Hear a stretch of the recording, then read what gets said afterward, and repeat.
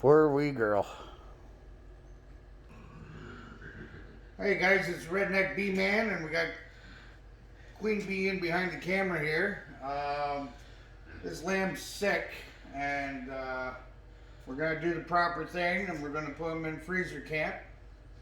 Now this lamb not only has a bad cough, but he's been tied up here away from the rest of the herd because we wanted to monitor him. And what he's doing is he's eating lots, but he's not pooping. Come on in here and show the poop here. That's all he's pooped in the last 3 days.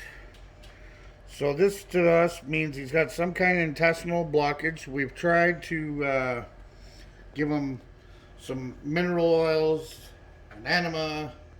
We've tried everything to get this little critter back into pure health. So what we're going to do is we're going to dispatch this lamb here, and we're going to show you how we do the lambs. Okay, so we're going to dispatch them off camera, and next time you see us, she'll be on the table getting inflated, and I'll explain that process when we start inflating her. All right, guys, stay tuned. Okay, and also I wanted just before I let you go here and dispatch this lamb, I want to tell you all, if you haven't already liked and subscribed to the page, the Redneck Beeman, if I hit 1 million viewers and 1 million subscribers by 2022, I will do a slaughter in my underwear. That's all I'll wear, and so will Queenbee. She'll only be in her thong. But that don't matter because you won't see Queenbee because she operates the camera. Maybe at 2 million subscribers. Yeah, 2 million, maybe Queenbee will do it in her thong. Alright guys, so stay tuned. Hi guys, Redneck Beeman here. Just to advise everybody, some things aren't meant for everybody. This is how we eat and how we put food in our freezer. So you got about 10 seconds until we show you a lamb that'll be dead, blood, everything, okay? We're going to show you how we clean and process them, okay? So stay tuned. Okay, so like I said, nothing goes to waste. While we were dispatching the animal, we told the animal thank you for, being our food source, and that he will be remembered. We didn't name it because you never name animals you're going to eat. So anyway, back in the day, indigenous people, what they would do, I think it originated from the indigenous people, would make a little insert on the ankle, and then they'd get a straw and blow them up. We're a little higher tech than that. So what we're going to do, we're going to take the good old air compressor, blow them up. Now the reason why we do this is because it helps pulling the hide off, and we save everything of this animal. What we don't eat, the dogs eat. So we will be tanning the hide, the sheepskin hide, right? So I'm picking the lower side of the animal so that once it works the air through the hide, and then it'll bubble up on the top. So this is what we do in my neck of the woods. You don't give them full pressure. You just go and inflate them slowly. Okay? And you can see he's inflating like the blimp.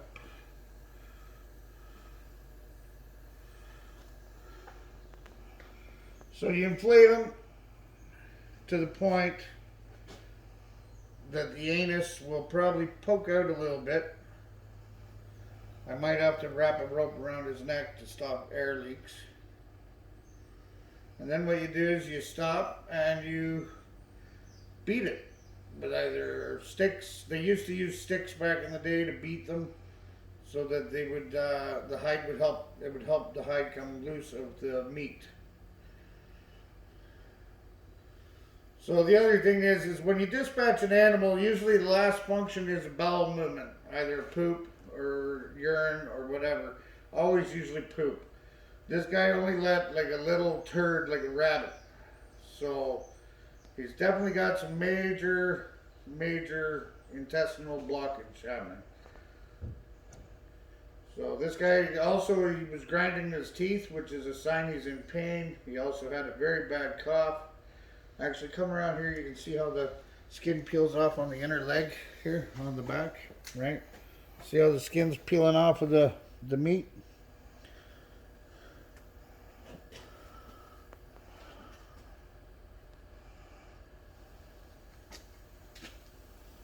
See how it's peeling off the chest?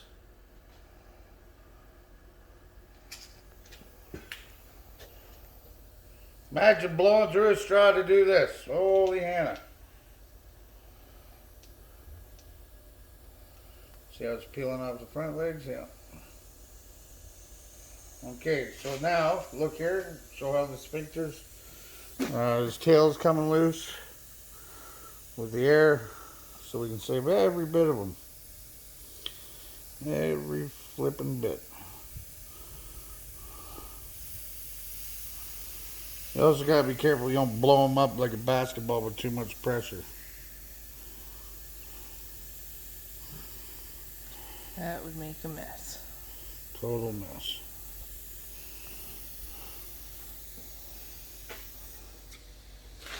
Okay, so I'm gonna stop now and find my stick and start beating on them. I'll be a few minutes till I find a stick here.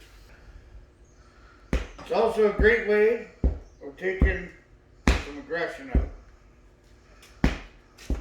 All you're doing by doing this is you're helping pull the thin muscular layer off of the hide. You'll never get bruised ribs or nothing.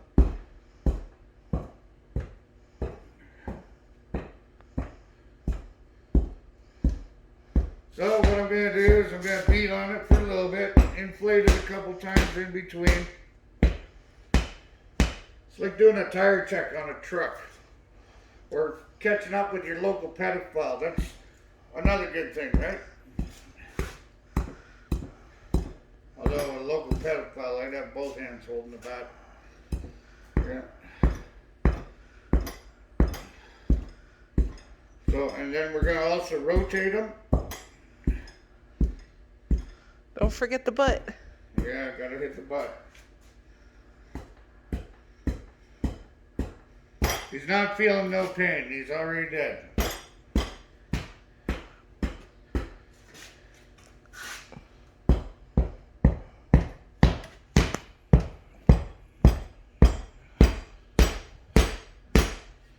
Okay, he's losing air pressure. We're gonna fill him up, flip him over.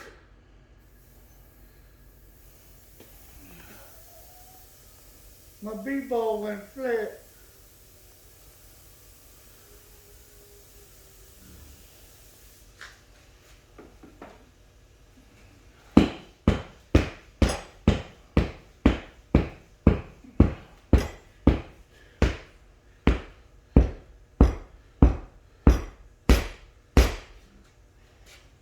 I'm gonna flip him over and let Queenbee take out some frustration for a bit.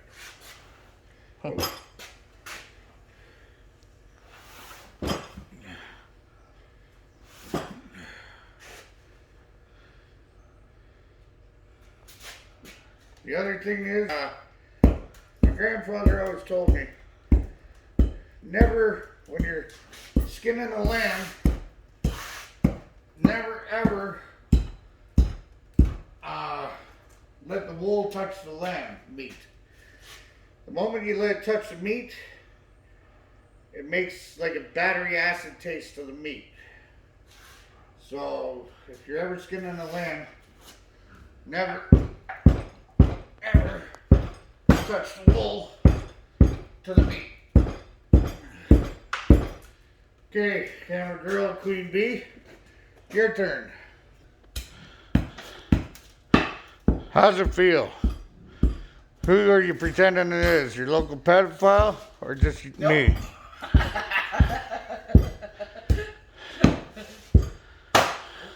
Not the table, dear.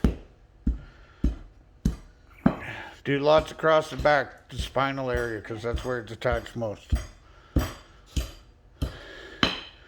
I'll inflate it again for you.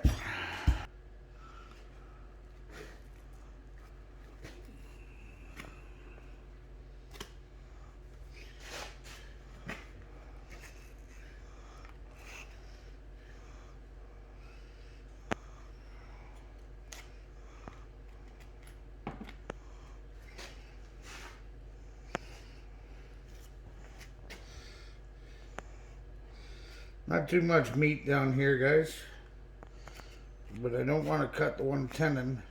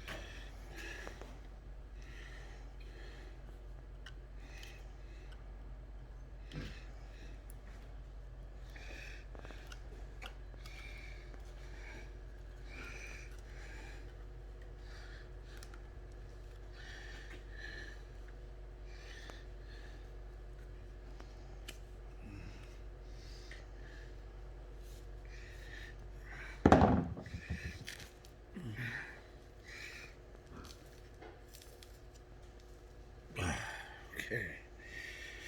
I'm going to do that to all four, and then I'm going to get them hanging up, and we'll show you the rest of it as we go. Okay?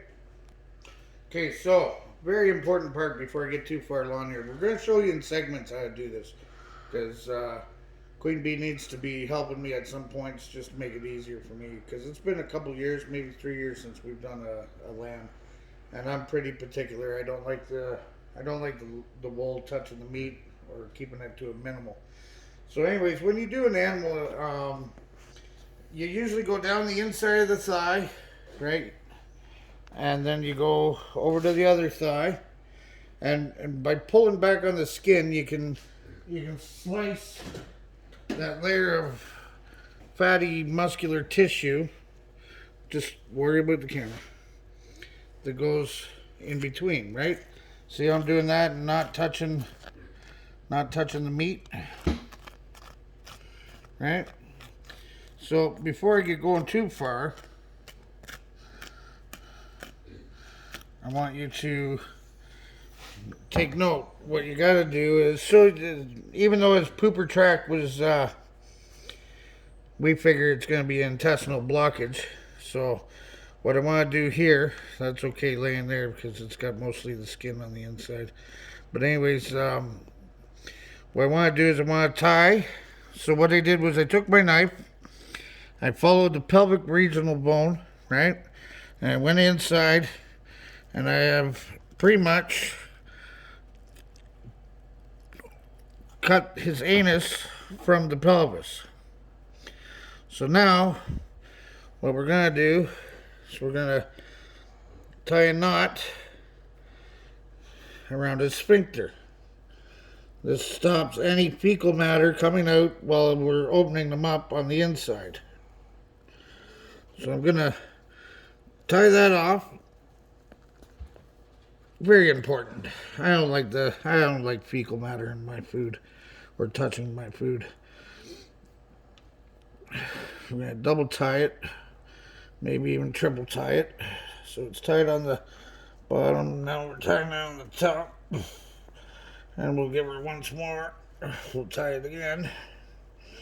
Okay, and then that's that. We'll double tie this here so it doesn't come undone.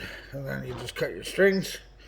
And when we open them up and we work his digestive tract and his sphincter all loose, it should all just come out of the chest category or chest area. So next time you see him, he'll probably be hanging up on our gantry here. I need Queenbee to give me a hand here because I'm very particular on wool touching my food. So Stay tuned. Yeah, stay tuned. Okay. Okay, so normally a skinning knife would work great. I used to have a couple good ones, but we had this one roommate, and his name's Dan Meashowed, or Dan Meathead for short, and he stole all our stuff, so sold it to the hawk shop, got arrested, lived in Edmonton after, because he's not well liked around here. So what I'm doing right now is I'm going around the tail. I do like these black blades for anything really. So now that we got it around the tail, I should be able to pull and remove the tail.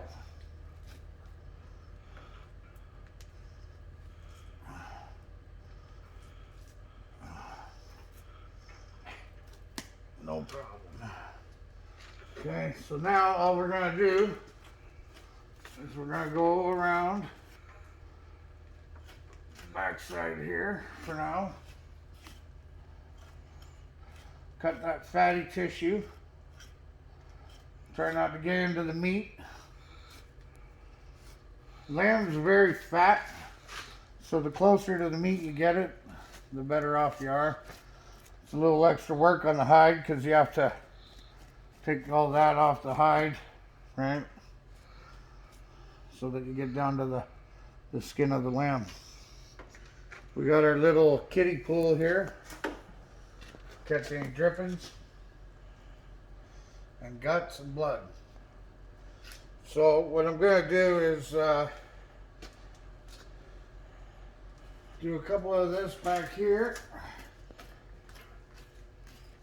Just letting the weight of the carcass pull itself off pretty much. Now if I didn't inflate them, it would be a lot of extra work. A lot. Because they are a real fatty animal. That's why the Italians like them. No any fat, no any thin Italians, not likely. So we're gonna leave the back alone here and go up front there. Okay. So because of his hair pattern, I'm gonna make it so that we have two separate rugs, because this here is just too much waste and there's all this skin in here. So I'm gonna take and cut the skin area of the hide, hopefully without cutting myself, so that we have a decent edge to work with.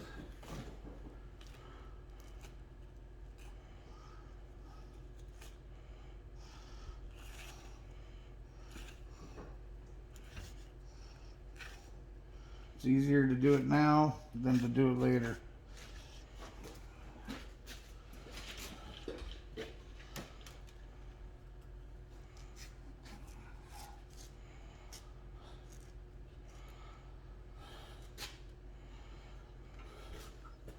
This way we get the most out of this lamb for hide and all that.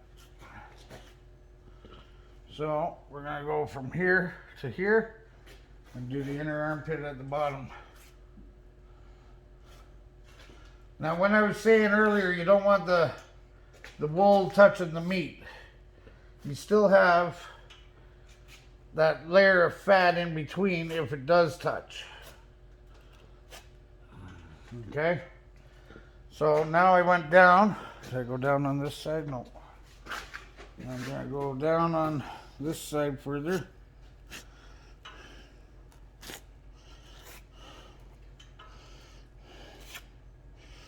Okay, now we're gonna grab a good chunk of hide here and we're just gonna let the knife do the work. I'm not pressuring it, not doing none of that stuff.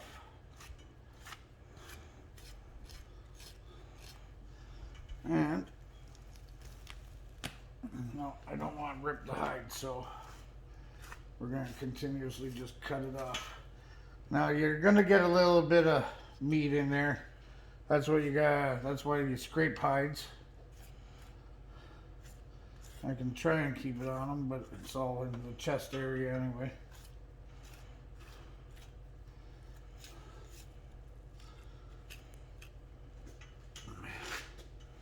If you do a hide properly, it can even be rained on and still be soft. You just gotta properly. We sometimes use rocks, rub it with rocks, the whole 9 yards, sticks, rocks. After you scrape the meaty and the fats off.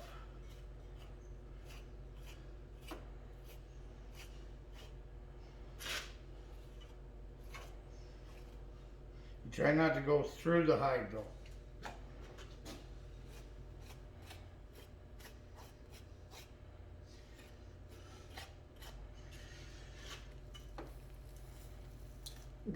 Real fatty animal. Oh, see, I went through the hide. That's not what you want. You want to keep it as clean and as tight to the skin as possible. But you also want to stay well enough away from the skin.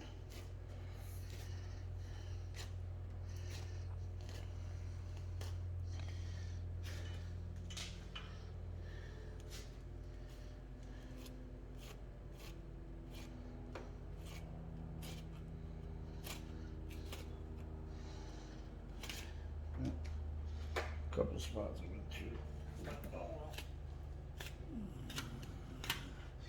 And we'll process that later. We'll just keep that off to the side for now. Once I get the hide off them, I will pull all the hides out of the bucket that are below. And then I will gut them.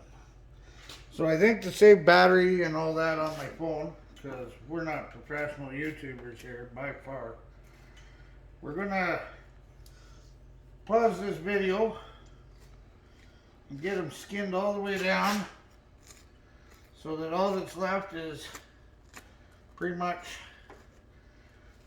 animal hanging there. Okay guys?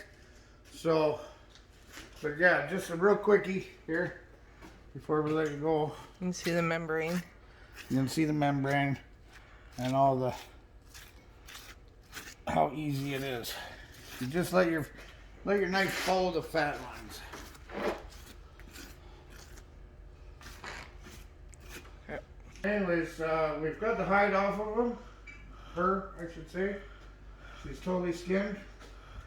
Alright, and just so you guys know, butcher shops, mass production butcher shops do not save hides.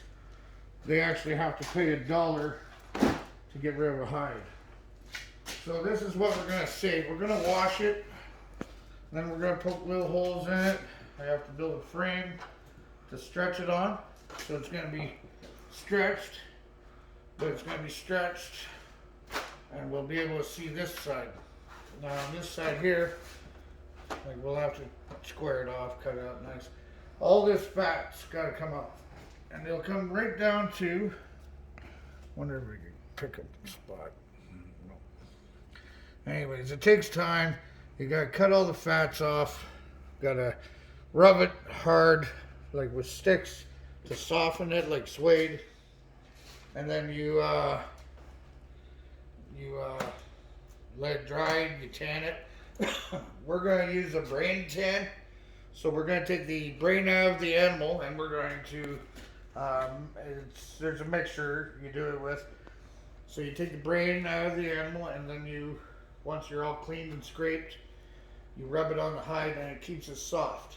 It helps keep it soft forever. Like it stops water from making it dry and hard. If it gets wet or something, it'll dry up soft, not hard like a rock. So we even save down to the tail. Okay, so for now, we're just gonna roll this up. And we're gonna put it in our tote over here. Okay, and now I'm going to cut the front legs off to show you how to take it off at the joints. We've already washed our hands and knives a few times. Cleanliness is next to godliness sometimes.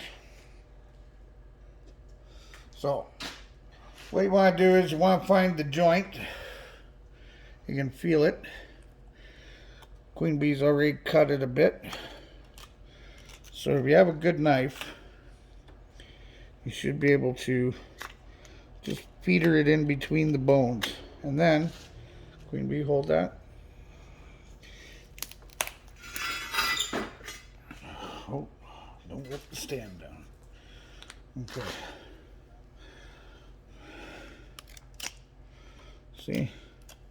Nice and easy. You want to get that tendon in there. That's what usually holds everything spot on. See? Go in between the bone and voila. There's one paw. Hoof, I should say. So you don't have to pressure. You just got to cut in between. There's two hoofs. Okay? So we're going to clean up the table. And we'll be back. And what we're going to do is we're going to make an incision down. Clean up in around the sphincter. And pull the guts out next. Okay? Stay tuned. Okay, so we're going to start by slicing. You always do just the fat lines, folks. Just the fat lines. The best that you can.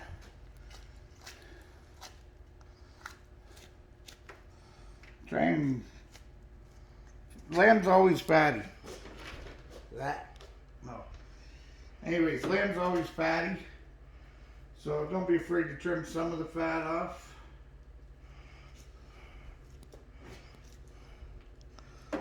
But you can always use the fat in spinach, my favorite dish, our favorite dish, I should say. Okay, so remember we tied off the sphincter right inside there. Now we're going to go do a meat cut to the center bone of the pelvis. Now this I should be able to find a muscular part in here, or I might have to get my bone saw. Yeah, looks like bone saw. Okay, so we're going to pause the video and I'm going to get my bone saw. No, okay, so I did find the spot to go through with the knife. There. That's now there. That's split the rear legs like so. Now here's the sphincter. Okay. So we're gonna go up in and try and pull that down. It should come out by hand. There. Okay. So now there's the spinal cord. And there's the sphincter where we tied it off. See the string somewhere here? Is string somewhere. There we go. Okay. You don't want to cut that. You want to keep that intact. Yeah, see you got all the...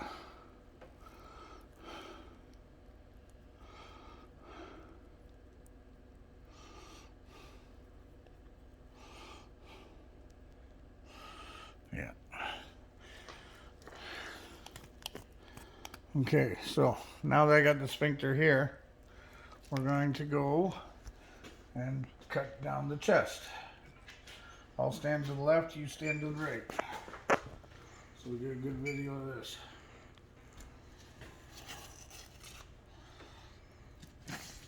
And there's all that air. Woo! This is the smelly part, folks.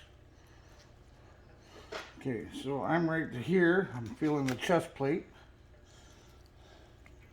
I'm going to leave that in there to stop all the guts from totally falling out. Then I'm going to put my hand in here to protect the guts while I cut his rib cage.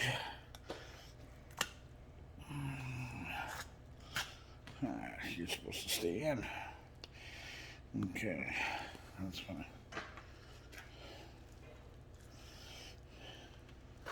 hold it.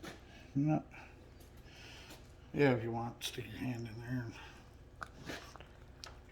I don't know. I need my bone knife.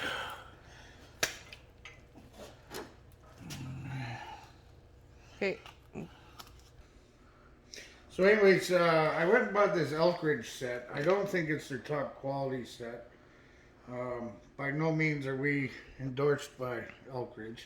But if Elkridge sees this video and wishes to send us a nice set to try out, something a step above this or top end would be nice. We're going to try the Elkridge bone knife. But it does come with 2 fillet knives, a sharpener, and a chopping board, which is a nice little camping set, I guess. But personally, I find this Olfa black knife works a lot better so far. We'll see how their bone knife works.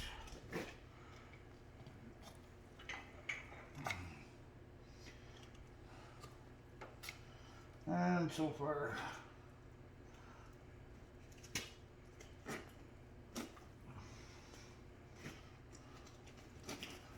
yeah,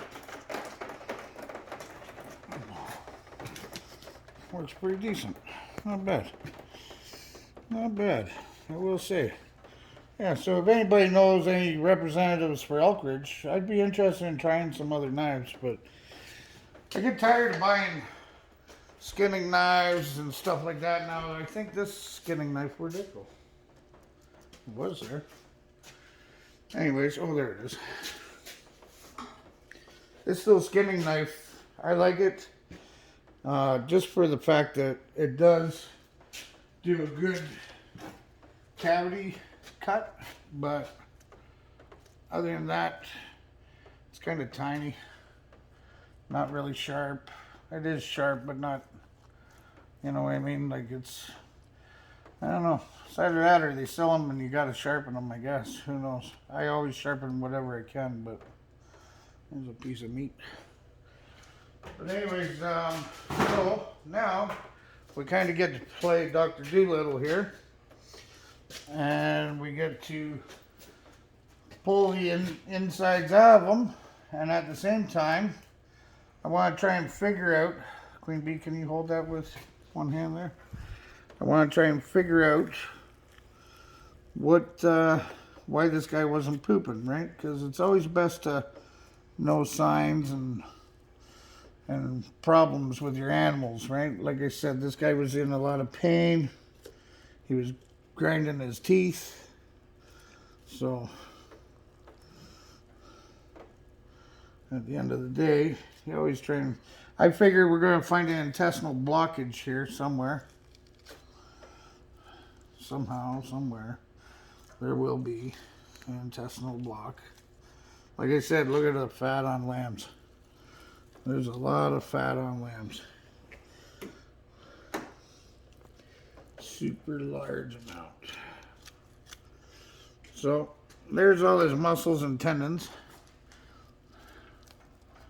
right? 1, 2, 3, A, B, C. So now we're gonna let the guts pull. The weight of the guts should pull itself out.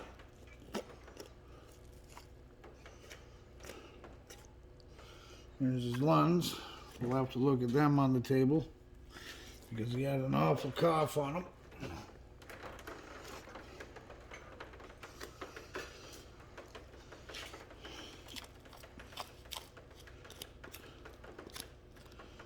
And by no means am I endorsing Olfa either, but I do love their black blades.